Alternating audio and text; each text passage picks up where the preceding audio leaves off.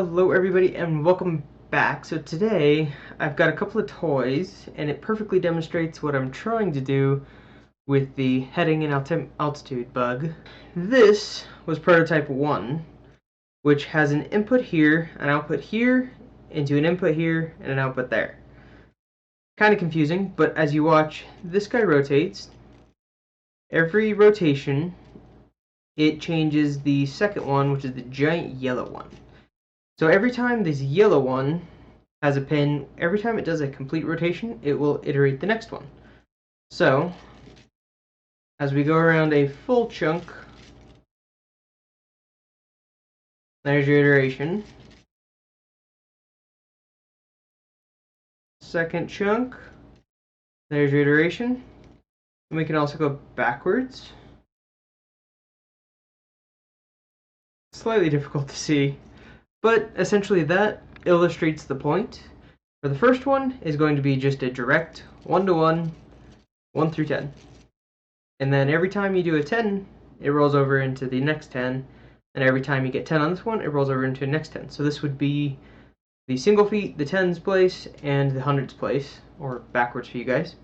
But this was iteration 1. This was also gigantic because, well, no real reason to make it small. If it was too small, I would have to rebuild it. So we started big, moved down to the next size, then moved down to the next size, which is this little guy, which actually ended up on the not quite final, but much closer to final version. So, as we spin the input knob here, it moves that little arm, little white guy there. It's kind of hard to see, but this guy and this guy are directly linked. Essentially, this guy is linked to this guy, then this one spins that one, which then spins this one. So, there's our tens place, rotated around, there's our tens place. So every time we rotate this, which unfortunately the chains do get off track occasionally, it's kind of unfortunate, but every time we rotate this by 10, it rotates that. And every time we rotate this by 10, the next one rotates. Then I've got a little tiny one down here on the end, which is a scaler. So these guys are at roughly a 13-to-1 ratio. This one is at like a 6-to-1 ratio. So every time it rotates, it takes 13 of the first rotation to rotate the second one, and then it takes 13 of the second one to rotate the third one, and then it takes 13 of the fourth one to rotate the next one, but the final one only has like 6 numbers. So that's kind of how we can do 360. We can have a small wheel at the end, which has a 3 position, which is going to be a really small gear. Then we can have a tens place here, tens place there, and, well, tens, and then this one will be a 3. And essentially, the scale of the gear will change it, which is kind of satisfying to spin these guys. But now onto how I built this thing. So this is one unit. It has an input drive over here. See if I can hold it. An input drive over here, which this rotates independently on its own shaft. This is all it is. Little shaft, no connection, pin up top. That pin goes in the little hump right there and through the center. So we plug this into the center. Then we align this bottom piece, slide that in.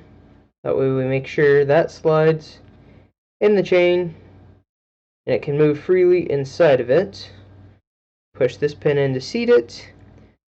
Then this is our indexer, which slides out into the next piece.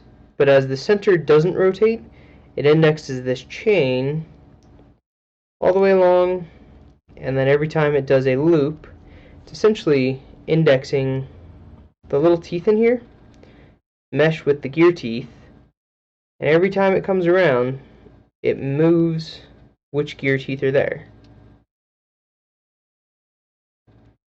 So, it is here to start with, roughly about where that hole is.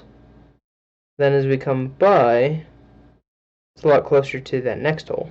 So that's essentially how it moves. This guy will move at a ratio input to this guy proportional to the size of our center gear.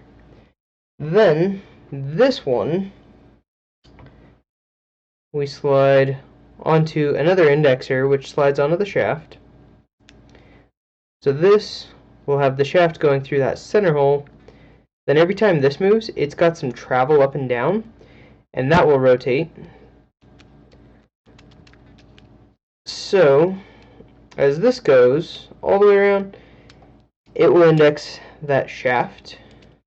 And the beauty of that is that we can put another pin inside of here to index on another one of these gears, which will then shift the direction we are intending by only a fraction. Because then every time we go around, not indexing, and shift 1. So you essentially have ones place, tens place, and that whole thing builds up into something like this, where you have your ones place, tens place, indexing the hundreds place. Then every time this goes around, it goes all the way around. And this is just a super condensed version. So this just is a gear directly pinned to our first ones place. Then it has a chunk there which goes underneath and indexes the gear. Once it goes all the way around, it'll interface with that guy. Then as we bump that up and rotate this has a direct interface with that, which then is directly linked with these. Slightly complicated, but hopefully that makes enough sense to you guys. And then once this makes a full set of rotations, it will index the next one, which is all the way over there, which when that makes a full set of rotations will index this final guy on the very end. For future plans to actually get something like this working, I'm going to need to essentially 3D print all the gears, either some type of chain or use this chain, which this is probably the easier chain to use, or we can use our triangle method that we had before. And then we can use something like this, which is a little tiny worm gear, which will take input on this side and translate it up to there. So as you spin this input, it spins that gear up there. And then you can do a geared ratio off of this up somewhere else, so that every time you do this rotation, it spins something else a different number of times. The math behind making these things is a little complicated. While this one does work, it's a giant number of turns to get it to spin very much. So I would have to do a whole lot of gear reduction a whole lot of gear increases on this. So you would get half a turn on this, would hopefully index a full turn on this, or else it would take you forever. The other option is to hang a gear in front of this that's really big, going to a very small gear. So you're thinking maybe a gigantic one, and then you spin the gigantic wheel, that indexes this guy. We're going to have to 3D print all of this and figure out all the gear ratios. But for now, this is kind of a nice technology demonstrator, just to say, hey, it's feasible. We can shrink this down a whole lot, but other than that, this is pretty simple. Another option would be to go electric with this, and then we don't have to deal with all the mechanical stuff. That's kind of cheating. This is kind of fun.